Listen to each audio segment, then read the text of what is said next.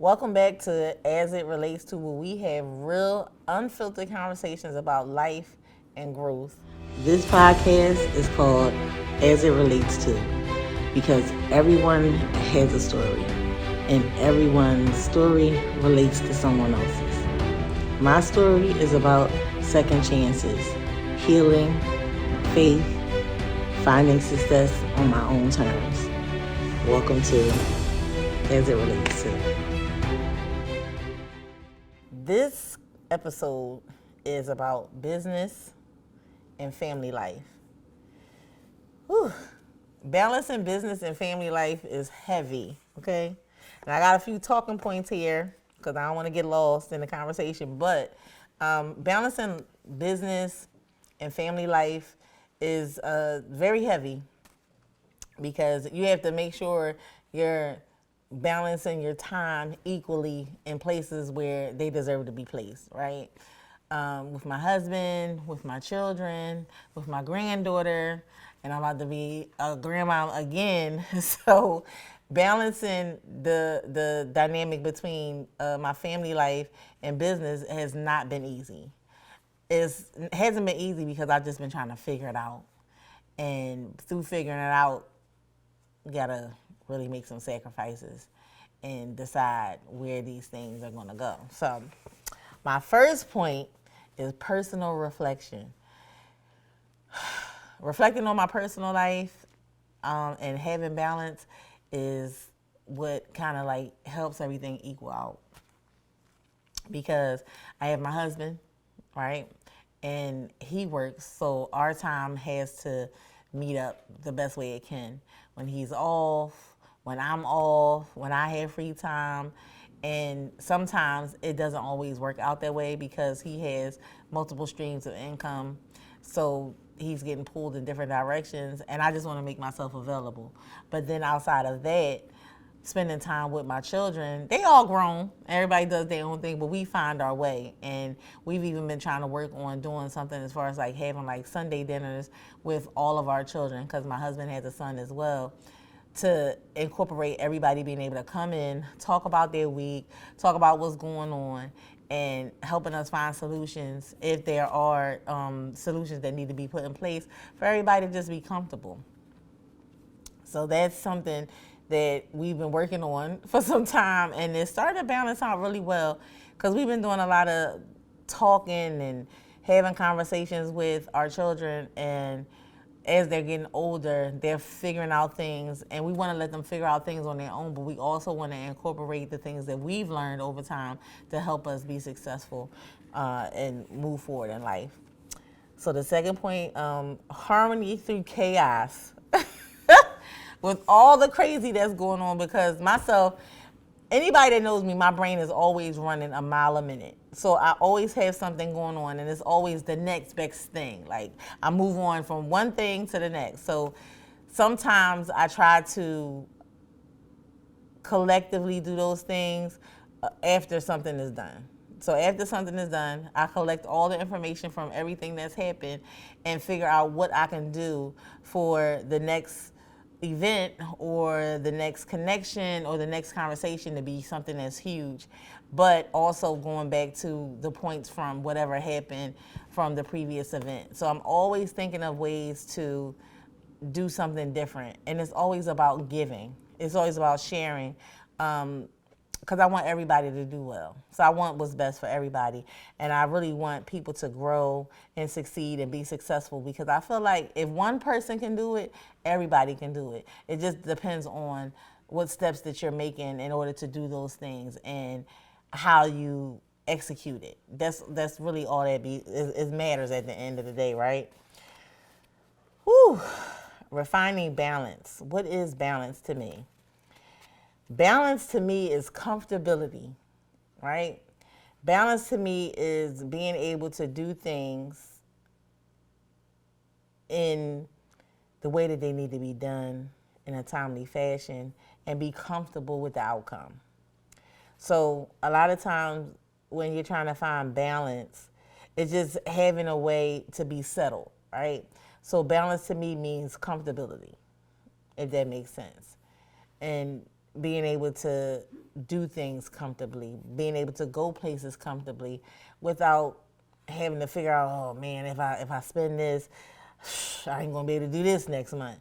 I want that for everybody, to not have that hustle and bustle of having to figure it out and struggling and trying to get things to come into full circle with having to do so much when you should only have to do a little bit. Because I know what it's like to hustle, right? I know what it's like to grind, and thankfully now I know what it's like to be comfortable. And I think that's what it's about, comfortability, especially as you get older. Being in comfortable spaces and not having to work as hard is so important. Balance versus expectations. Woo! If that ain't a talking point, I don't know what is. Because your expectations can be here. And it's not always going to pan out the way you want it to pan out. But once they do, that's when you find the balance, right? Sometimes in relationships, sometimes you have to have that one friend that's extra, and then you have the one friend that's super calm to meet in between for you to have balance, for you to be comfortable in your relationships, right? Or in your friendships, because you need to know both sides. But I feel like your expectation of people may be so high, you have a hard time finding that balance because you expect people to do things the way you would do things, and it's never going to work out like that.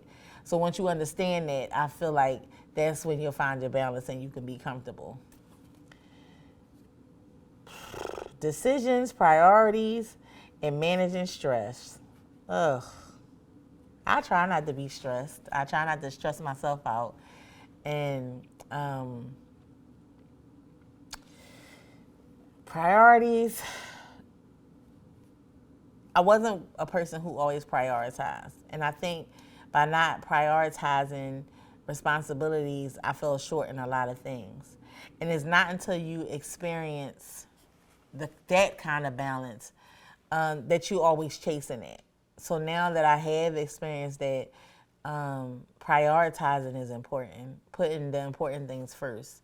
Like, I guess like even when you have bills, like you want to put the most expensive bill on the forefront, not going backwards to trying to make sure you pay all the smaller bills so you can hold on to that extra money. Because guess what? It always seems like that the largest bill is the one that's going to come up first. The larger bill is the one that is due before everything else. But you'll put that on the back burner and let it build up. And then after you've let it build up, now you're in a space where you owe, or you're scrambling to get that money together because now you've tacked on extra fees and all of the above. So prioritizing to me is putting that bigger bill first. The smaller ones, if they're later on in the month or however, take care of them later. But the big bill, put that first because you're not thinking about it and you're not stressed out about it, if that makes sense. And managing your priorities is important so that you don't be stressed out. Because nobody wants to be stressed, especially when you have a lot on your plate. And having a lot on your plate, going back to prioritizing, when you have a lot on your plate, you always want to put the biggest thing on the forefront. Because if you keep putting the big thing on the end, you'll procrastinate and it'll never get taken care of. So I feel like that should be on the forefront. Whoa, wow. Okay. Time management and prioritization. So time management, oh my goodness. I still think I have a hard time with that. And it's hard for me with time management because my partner is terrible with time management. So I guess that pours over into me sometimes, and it makes me mad, but then it's like, whatever, because if it was meant for me to get there, I would have got there on time. However, time management inside the salon though, because that's my space, that's my personal time or whatever, I kind of have worked on a system. So I haven't had an assistant for almost a year now. So it's been a year. So I haven't had an assistant for like a year now. And I've had to work on systems that work for me by way of being able to get the client in and out the chair and still manage to do things a certain way. So I had to work on time management. Now, curling, everybody be like, oh my God, you curl so fast. I can style fast. It's just the time that I take with the client at the bowl that kind of is a offset to my time at the chair. So the time that I spend with the client, I'm making sure that it's clarifying. They have their rosemary follow-up, or if I use the carbon, then I have to go back in, check the scalp, make sure it's clean. Then I'll go in after that and I use a hydrating or a moisturizing shampoo depending on the texture or whatever is going on with their hair. Then I had to figure out what's the balance, that final shampoo that I'm going to use before I go in with the conditioner. So that's kind of where the management part is kind of tricky. And then also, when a client comes in and say, oh, I might need a halo, I'm like, I can balance that in, especially if I know I have like an hour or maybe a half hour before the following client comes in. But that's something I still have to work on. But right now, the system that I have, it works. So that's pretty cool. Splitting my time between my family and my business, I just feel like we just make it work. I feel like we make things work based upon, look, if I'm done, my husband may call me and say, you finished? Yes. He comes, he'll pick me up. We might go get something to eat. We might go home. Or I might just be so tired I just want to go home and jump straight in the bed. But we work pretty good. Like, we work pretty good together as far as timing goes. We don't have too many issues. And like I said, with my children, everybody's adults. I don't have any children at home. So the other part is like my granddaughter, spending time with her. We have our time together throughout the week. So, yeah, I think I do pretty good with that.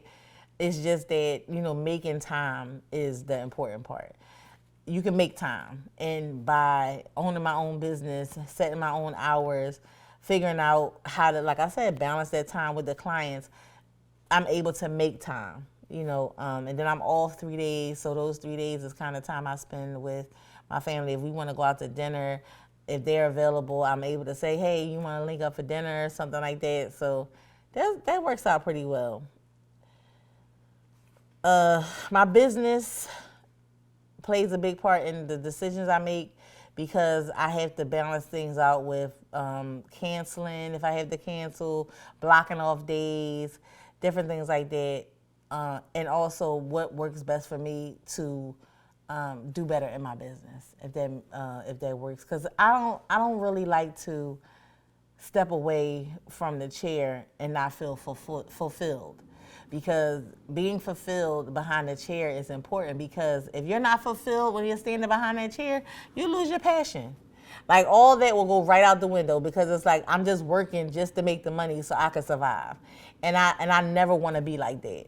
Right now, I'm in a space where if I'm making the money, I'm making money because I want to be comfortable. I want to be able to do things. I want to be able to do things for people. I want to be able to, help my children if they need help. I want to be able to take trips and do things with my grandchildren.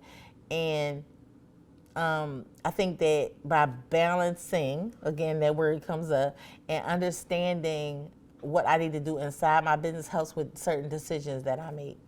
And also, I'm clear that if I do something in the evening, I know it has to be over by a certain time, especially if it's a work day the following day. And sometimes we might go to the movies late on a Tuesday or things like that, but we try to do our movie nights on like Sunday or Saturday after work. But yeah. And when things become overwhelming, sometimes I feel like the best thing I could do is pray. Pray on it, because I try not to get overwhelmed with everything that I'm doing. And one of the ways that I avoid being overwhelmed is that sometimes we have to understand that it's okay to put people in place to do things. It's okay to have someone coordinate events. It's okay to have someone make your videos. It's okay to have someone come in and balance your books and all of the above, because like I had to have an accountant. I would never be able to do what she does. I would never be able to balance out what's coming in, what's going out, and making sure that I stay on track and all of those things. I never really was compelled to think about credit and different things like that until I kind of linked up with my accountant. And once we got together, I knew she was a perfect fit because it's like, oh, you ain't spending that. Oh, you're not doing that. We need to come up with the budget. Thinking about those kind of things. So honestly, it's like the best way to avoid some of those things is just put people in place who can help you accomplish those goals, those things you set out to do.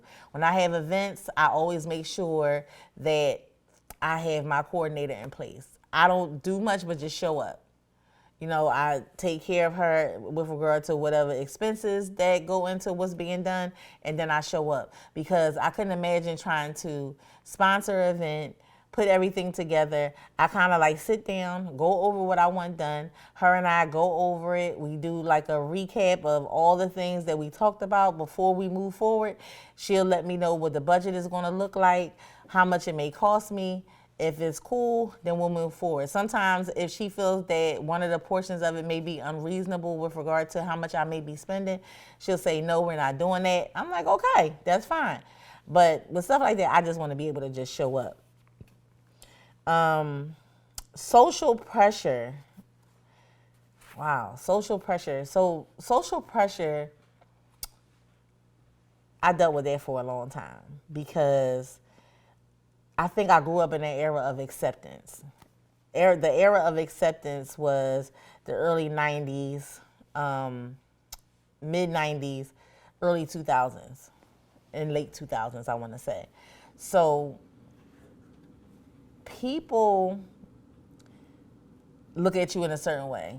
And sometimes you have to uphold the image in certain circles, right? And the way I avoided having to hold up a certain persona in certain circles was remove myself from those circles because they just didn't serve me anymore. So moving into my own salon and having a nice salon is something I always wanted, and I knew that certain things would have to change in those spaces, and I didn't let people come in and influence me to do or say things. So at one point in time, I felt like I had to cater to a certain demographic in order to be successful, right? Successful in a way by religion, by my business, and all of the above. But then when I catered to that demographic, it was like, maybe this is not for me because that specific demographic didn't relate to what I was trying to bring to the table. So at that time, I'm like, I've been in the industry too long to like settle, and I had to change things. I had to understand my value because like I said before, I've had this conversation. We talk about worth. Oh, I know my worth, my worth, my worth, my worth. But you can know your worth, but do you understand your value? And I knew that I was valuable to my industry in a way that I had to be more profound than how I did my business. And when that happened, my business took off. I had to acquire a bigger space. I went from like, I think I was in like 300 to, anywhere between 300 to 400 and something square feet to now 1,300 square feet. I have 3 salon chairs and 1 station for prepping. But people always say, oh, you don't want nobody else in there. I do, but because of the expectations I have and the kind of person I want to work next to or the kind of person I want to work with, I just have certain expectations and they haven't been met. So with that being said, I'm still by myself. So societal pressure is something that has been there, but I kind of like succeeded past that or look past that because I don't allow anyone to put me under pressure. I apply it.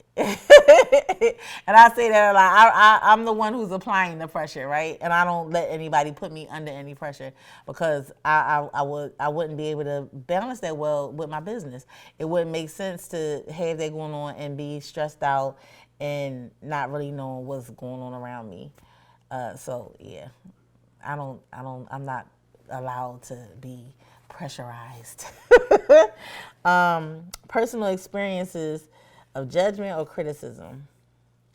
So my personal experience with judgment and criticism, I talk about this and I talked about it before because it was like a form of discrimination and it kind of lit a fire up under me that I couldn't like let go of. I went to an event with one of my friends and it was a vision board party. Well, a vision board event. And I went with her. She's like, oh, come with me. I said, okay, I'm going to go. And I went and my face was covered. I wore niqab at the time. And we were sitting there and we were doing the vision board and I was so excited. I thought it was so cool because it's the first time I've ever been to one. I've never been to a vision board because that's just not my thing. For a long time, I wasn't in that space of the girly stuff and, bows and butterflies. That wasn't my thing.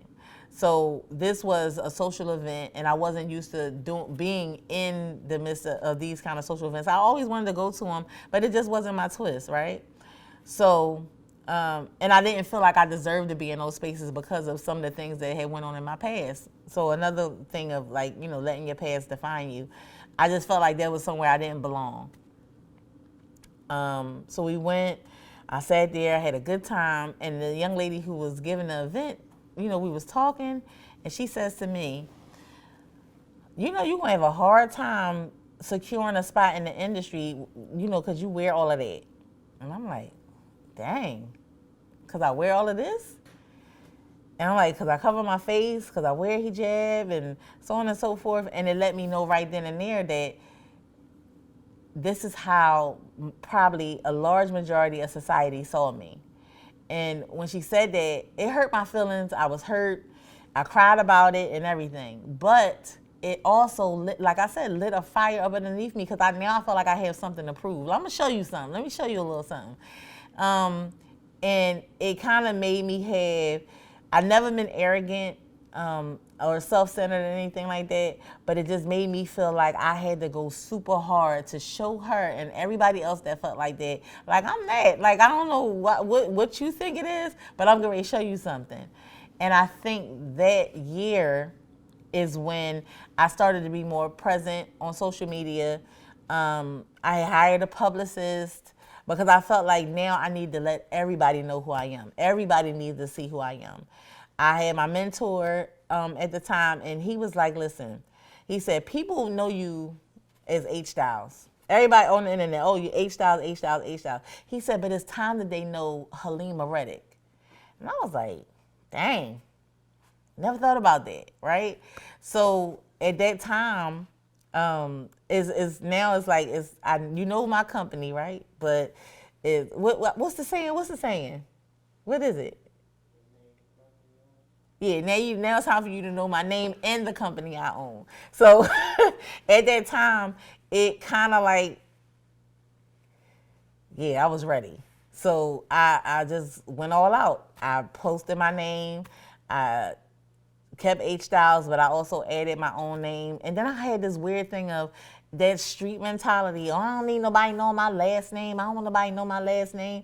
So I just was like, listen, if this is the avenue I'm going in, I want to be more professional. I want to stand out. This is what I have to do, and I did it. So I got my publicist.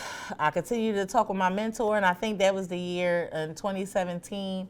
I actually I didn't pause doing hair, but I took that year and I traveled. I took classes. I worked hard. I was going in, doing everything that I needed to do to expand my business and let people know who I was, show people who I am and what I was capable of. And it was hard in the beginning because my publicist, she even had a hard time presenting me to syndications because I was Muslim, because I covered my face and all that kind of stuff. So during that time, I dealt with a lot of discrimination. I had people under my post that was saying stuff. I dealt with cyberbullying. I dealt with people not accepting me for who I was, and I didn't appreciate that. I had clients call in the shop. Oh, well, I just wanted to know. Will I be able to see you? I mean, because I just don't want to be uncomfortable while I'm getting my hair done. I'm like, well, don't get your hair done then. That's how it started to feel. Don't come if you're going to be uncomfortable. But I had to realize, sometimes people lead with ignorance. You know what I'm saying? And knowledge precedes all speech and action. So when that was put on the forefront, I took time to sit back and say, listen, you can't be mad at people's ignorance. What they don't know, you have to teach them. So that's why I just went hard with, trying to do the syndications. And then over a little bit of time, I got tired of that too, because I had my publicist say to me, she's like, well, it's hard for people to accept, they're not used to women who wear, niqab and all that kind of stuff, having businesses and owning this and doing that. I was like, wow. Again, another situation where I feel like if she feels this way, if she's saying this, how many other people feel the same way? And it wasn't until I was on Fox 29, and at the end of the segment, Mike Jarrett said, this should be a national story. I'm like, yeah, it should. Why isn't it? So it made me go a little harder and keep going and keep going. And I just never look back. And my objective has always been to speak up for Muslim women who wear niqab. And even though I don't wear it anymore currently, it's just that I still wanted to have that persona and let people know that if people don't see you, make them see you. Put yourself out there and make it clear who you are. Let them know who you are. Be proud of who you are. Be proud of what you stand for, right? And keep showing up. So that's just always been my thing. I'm sorry, y'all. Car is a little stuck together. Whew. Is it difficult working? Now, this is a question I asked my son. I asked my son to give me a couple questions to blend in with some of my talking points because I wanted to add to the monotony, right? And one of the questions he said, is it difficult working in a big city where there's a lot of competition? Whoa. So I don't think it's difficult for me, primarily because I'm me. And nobody else can do that. Nobody else is able to bust out and be Halima Reddick. I'm her, she is me, right? I don't feel like nobody has my talent, right? And I feel like you can make 25 cookies, right? Each one is going to come out different. If you make 25 oatmeal raisin cookies, no cookie is going to have the raisin in the same spot. If you make 25 chocolate chip cookies, not one chocolate chip is going to be in the same exact spot all over. They're not going to have the same amount of chocolate chips. In this cookie, it might be 6, and that cookie, it might be 4. You're never going to get the same thing. But they all came from the same recipe, if that makes sense.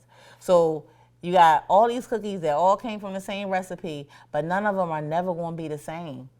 Each one is going to be different. Each one is going to stand out. Each one is going to have its own ridges and all of the above. And I never wanted to be like anybody else. So I've always made it my business to put myself in a position where I never did anything anybody else was doing. And if I did, because in some circumstances with being a hairstylist, you do end up doing some of the same stuff, but it'll never be the same. And it's just like they say, oh, I can give you the sauce, I can give you the recipe. It's never going to come out the same. So I never really felt like it was people I had to compete with. Do I do some of the same things that other people do? Like, that's why Coffee Cuts and Conversation was so important to me, because I wanted people to see that we can come together and do things in a major way and be profound, but each one of us will do something different. You had 3 educators in the same room doing haircuts, right? The focal point was haircuts, but each one of us did a different haircut, a different style at a different time. And I think I needed people to see that, and we were connected. So it's like, even though we do the same thing, we're all going to do the same thing, but differently, right? So that was important. Was it hard for your friends and family to accept your new transformation or transition? I believe it was. I believe it was hard for people because I wasn't the same person I was before. I even had one of my friends, and unfortunately, you lose people along the way. Trying to be successful and change your life and do things, sometimes you're going to lose people. And it's not that you fronting on them or you think you better than other people or nothing like that. It's just that those areas of life don't service y'all in the same way anymore, right? So with moving on, I had one of my friends one day, we had like a little heated back and forth, and she said, I just wish you was just to go back to the same way you were before, even if it's just for a day. And I think that hurt me so bad, because it was like, you want me to go back to doing and living a life that wasn't good for me. You know what I'm saying? So it's like, how can I feel like you wanted good for me and you throw that out there like that? That wasn't cool. And how long have you felt like that? You know what I'm saying? Do you want me to be the same person that goes everywhere and, knows everybody and gets you in everywhere, and or you want me drinking and smoking and all that kind of stuff? And it's like, dang. And I'm just my little Muslim self, right? Just happy Muslim. My family is comfortable. We growing. We're changing and excelling. And I've had touched the most success in my career that I've ever had outside of doing weaves in a long time. Like that era of stop doing weaves and losing so much money to being in a space where I've never touched this much money as a hairdresser, right? And being in this space feels good, and you're comfortable with saying you want me to go back to a place where I was unhappy. That was crazy. And it happens. People be like that sometimes, but I'm so grateful that I was able to move on from those situations and those kind of people. So, you lose people. And then sometimes people just don't understand that you're not willing to be that person anymore, or you're not willing to sit at those tables anymore, And it's one of them kind of situations where if you don't want to catch up or meet me here where I'm at, I'm never coming back down here. So I don't discredit, nor do I feel less than or moving away from where I came from, and I can never forget where I came from. I just know I will never go back there. Sacrifices that I've made, and the importance of setting boundaries to avoid burnout. I had to make a lot of sacrifices. I had the biggest sacrifice that I've ever had to make is learning how to say no. Learning how to say no was like, it's a nail biter, because you don't know what's going to be the outcome. Is this person going to be mad? Are they not going to speak to me anymore? Are they going to not be cool with me anymore? Are they not going to like me because I said no? But it got so where, like, you'll be at the mall, you'll be chilling, and somebody will say, hey, girl, I know you're not in the salon anymore, but is there any way I could come in because I got such and such going on and I need this and I need that? And I would say yes. Or try to factor in, well, I'm probably going to just grab what I got to grab from here, and I'm going to leave here, and then I'm just going home. So if I'm going to just go home, I probably can just run to the shop real quick and knock them out the way, and I would do that for people, right? And it was an inconvenience to me. And with being inconvenienced makes you uncomfortable, right? Because being inconvenienced is doing something that you really didn't want to do and that you had to go out of your way to do. So with that, now you're uncomfortable, right? So if you're uncomfortable by doing something, why do it, right? And if you have to figure out, put things on the back burner, move things around, all that kind of stuff to be inconvenienced, to convenience somebody else, right? So I'm going to inconvenience myself to convenience somebody else. It just wasn't good. And I had to start learning how to say no. And even with clients who, I'm at the mall, girl, but I'm on my way. I'm going to be like 25 minutes late. No, you can't do that. No, you can't do that. And when I started implementing a 15-minute grace period, I was like, you have to stick to it. If you say 15 minutes, it's 15 minutes. At 15 minutes, if you're not here, you have to reschedule. And even with people I was cool with, you have to reschedule. I've had clients, you get that one time.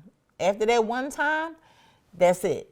If you do it again, because some people, like they say, you give somebody an inch, they'll take a mile. So you give somebody that 15-minute grace period. You say, well, you can come, but this is just a warning. Like the next time, unfortunately, you'll have to reschedule. So then you had somebody that'll try you. So I said, okay, guess what? I'm going to do a late fee. So now, if you're past the 15 minutes, if you say, oh my goodness, I'm only 5 minutes away. Okay, come on. But what I'm going to do is I'm going to implement a late fee. So now it's $25 because you're late. You're past your 15 minutes. And if you don't come here within the next 5 to 10 minutes, I'm going to add another $25. So now you've added $50 to your appointment. And it kind of just stopped. No call, no show. No call, no show. I need all my bread and have a good day. You can dispute it, whatever, but you can't continue to do that to me. It's not fair because it's wasting my time. So I had to implement a lot of boundaries. I had to put things in place where people didn't feel comfortable inconveniencing me. They didn't feel comfortable inconveniencing me when I'm being nothing but a convenience to them. Making tough decisions and learning to let go and trust the process. The toughest decision I ever had to make was not doing weaves. Or feeling the thrive to want to do wigs. It's like, all right, well, I can color a wig or whatever. Like, this should be cool. Not doing that was hard. And having to stop doing weaves was very, very hard. But I just found another avenue. I started doing color. And when I started doing color, I strengthened another skill and set myself apart in a skill set that I wanted to grow in. So I think that was one of the toughest decisions I've ever had to make was, stop doing weaves. And trusting the process is, like I said before, putting people in place to do things. And please don't kill me for telling people this, but I was so used to managing my money and doing things my own way. I had a hard time when I got married letting my husband know what was going on as far as my business, because I felt like my business is my business. Why I got to tell him? I don't have to tell him nothing. Like, he'd be like, you want me to drop? I could take the money. I miss my money drop, at the end of the week. And he's like, I could just put it in the bank. You want me to take it? I'll put it in there. And I'm like, I don't know. I'm all right. Because I don't want you to know how much money I got. That ain't none of your business. But it took time, but we're a team, and I feel like with us being a team over time, it took a lot of time. It took so long. It was so hard for me because I've never, ever entrusted anyone with my money, right? I've never entrusted someone to know how much money I make or had possession of my possession. So it was like I had to bite the bullet. I sat back. I'm like, we're a team. We're working together. We're growing as a family. And trust is so important. And if I trust him to do so many other things, why wouldn't I trust him with that? And if we're in a relationship and we're as close as we are, I know he wouldn't do nothing to, sabotage or dismantle my business. So I had to get comfortable in that space. So that's something else I had to learn to let go of and trust the process outside of all those other things. Learning how to celebrate small wins. I learned how to celebrate small wins by celebrating small wins. If it's something small, if I made it a milestone in business that week, or if I was able to get out the shop early, if I was able to leave the shop at 4:30 instead of 7:30, like those things. And with that, if I was able to leave the shop at 5:30 and not 6:30, 7 o'clock, I needed to know what did I do in between that time. If I had the same amount of clients the week before, now I need to know how to implement this every time. So that way it made it easier for me, or I would understand it moving forward. So that was big. And just being able to say to myself, hey, listen, It may have been a little victory, but guess what? It's big because somebody else wasn't able to do that. Somebody else may not have been able to do that, but now you have the formula to make it happen, and you can share that with somebody else. So celebrating small wins, just celebrate them. I don't care what it is, you know what I'm saying. If you was able to lead a shop and go get toilet paper for the salon and bring it back and put it in the salon, win is a win. A win is a win, no matter what it is. If you made an extra $25, an extra $100 for that month, a win is a win. Success isn't just about financial growth, it's about personal growth. So being successful doesn't always have to be about finances. Being successful, you could be successful in your relationship, not having arguments and beefing and going through stuff. You can have success in relationship with your friends, being able to have healthy, friendly relationships where you can share with people and you can trust them to not do things behind your back or expose your business. That's what success is to me. Not so much about the money. The money is going to come. The money comes and it goes. But being in situations where you're comfortable and happy in your relationships and being able to sustain is success to me. And with that, you're able to, just find inner peace and be comfortable. And in those spaces, have a clear mind, a clear head. Your thoughts are replenished consistently. You're able to see things clearly. And like now, I'm in a space where I'm comfortable and I can see things clearly. I can take my time and do things where I'm not rushing to the finish line. You know what I mean? I'll get there comfortably and looking forward to winning. And I always say, you got to pay attention when you have people who are winning. They not looking over their shoulder at what somebody else is doing. That's like when you're in a race. If somebody's running, you're running. The moment you look back is when you stumble. The moment you look back is when you make your biggest mistake, because that's when you fall short. Because now you're slowing down because you got to make sure you're not hurting yourself. But then you have this thing where if you can't project where you're going, right, by looking ahead, and you go to look over your shoulder to see what that other person is, or somebody is gaining on you and all that, you have that missed opportunity to be successful. So that's important too.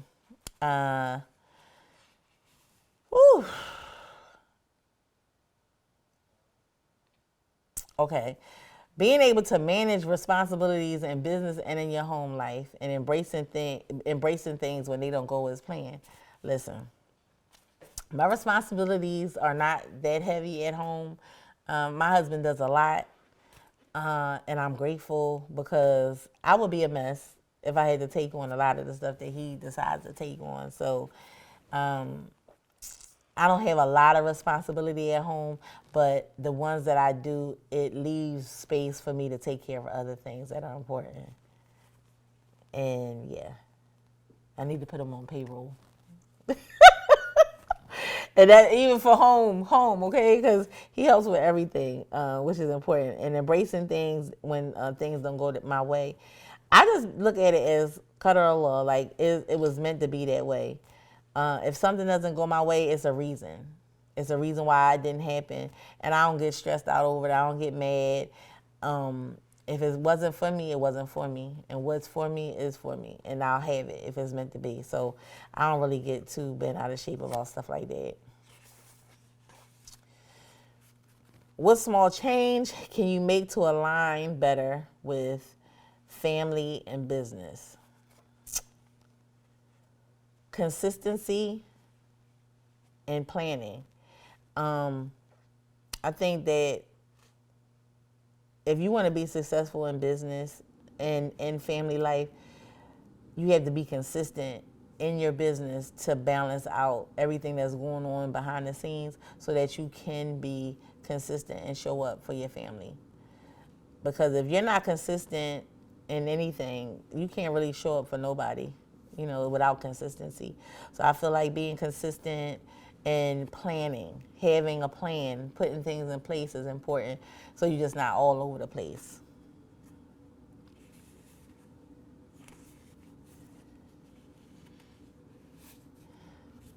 being that this is one of your first episodes, what are some things you can look for? What are some things we can look forward to in the future? Awesome question. So, with this just being the beginning, listen, I'm getting comfortable. I'm getting in a space where I feel like I could do this regularly. I want to build a team where this can go so much further and grow. I feel like it's going to be bigger and better each time, to the point where I look forward to actually having a space where I film.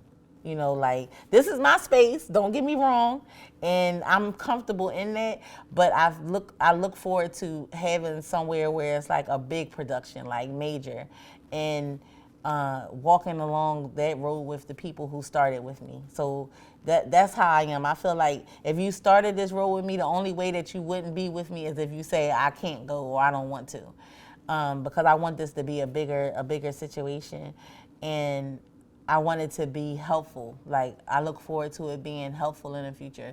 Me having topics and people who come on that bring value to everything that's happening here, or bring value to the people who are watching, and just make it amazing. That's the biggest thing I think that I could look forward to in the future is having a space, in an open space where people feel comfortable in voicing their opinions and talking about things and sharing real life topics, unfiltered conversations. So we back at that, yes.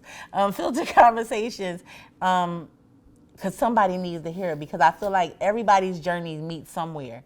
And by sharing the understanding of my journey and other people's journey, will meet with someone else to help them understand where they're going, and kind of help them find solutions.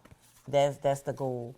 So again, guys, like, comment, share, email me if need be, connect with me, let me know what you think, share this out to your friends, social media, wherever you can. Text it to your friend if you got to. Copy, paste it, and share it. But definitely share. Let me know what you think. Moving forward, any episodes that you might want to see, or conversations that you may want to have, or questions that you may have that we can add. And yeah, that's we rounding it out. But I want to say this. I found this quote and I thought it was important. Balance isn't about perfection. It's about being present where you are and trusting your journey. And that's so true. And I'm going to say it one more time. Balance isn't about perfection. It's about being present where you are and trusting your journey. Trust your journey, guys. Trust that whatever you're going through, it gets better. And I'm proof, because like I said, I try to show my scars so that other people know that they heal. I've been through some stuff, and we're going to talk about this stuff as we move forward, and it'll get a little bit deeper. But if this episode resonates with you, if you feel like you want to share maybe an experience you've had with me, you're more than welcome to email. If you want to keep it confidential, for sure. If you would like me to share it and talk about it maybe on another episode, we can do that as well. Make sure you're following me and subscribing and connecting. So, you guys, thanks for tuning in to As This Relates To. And I just want you to keep striving, keep moving forward, keep growing. And this has been As It Relates To.